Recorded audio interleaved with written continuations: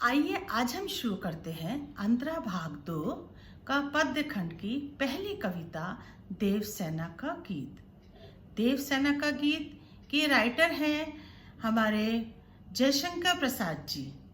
तो पहले बच्चों हम थोड़ा सा जयशंकर प्रसाद जी का जीवन परिचय का ज्ञान प्राप्त कर लें, क्योंकि हमारे जो एमसीक्यू के प्रश्न आएंगे उसमें कवि का जीवन की नॉलेज हमें होनी आवश्यक है।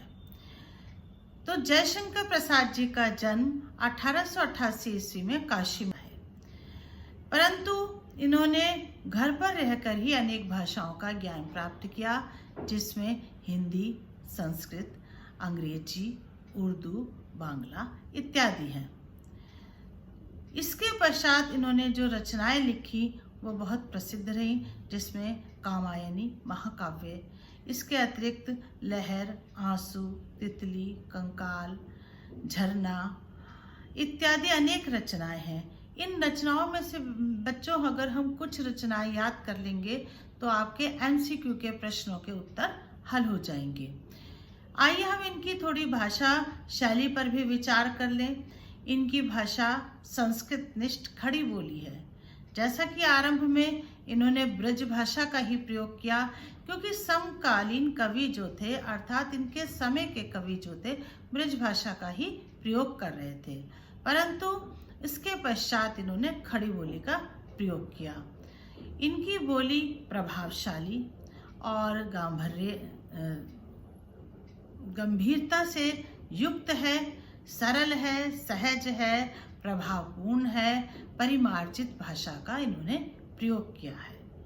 तो इतना परिचय यदि हम याद रख लेते हैं तो हमारे एमसीक्यू के बहुत सारे प्रश्न उत्तर हल हो जाते हैं। तो अब है देवसेना का गीत। देवसेना का गीत मैं पहले आपको थोड़ा सा समरी बताना चाहूँगी, क्योंकि यदि देवसेना का गीत आहा वेदना मिली विदाई आप पढ़ेंगे तो आपको थोड़ा सा उसका पता होना चाहिए। देवसेना कौन थी? देवसेना बंधु वर्मा की बहन थी, और इससे भी पूर्व आपको यह ज्ञान होना चाहिए कि प्रसाद जी का नाटक स्कंदगुप्त, उसी से यह गीत लिया गया है।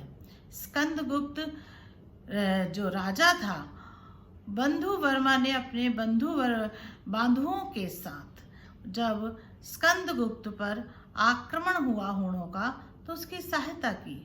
युद्ध में बंधु वर्मा मारा गया, और ऐसे में देवसेना जो थी वो उसका जो एक भ्रम था, जो उसका एक आकर्षण था, वो समाप्त हुआ।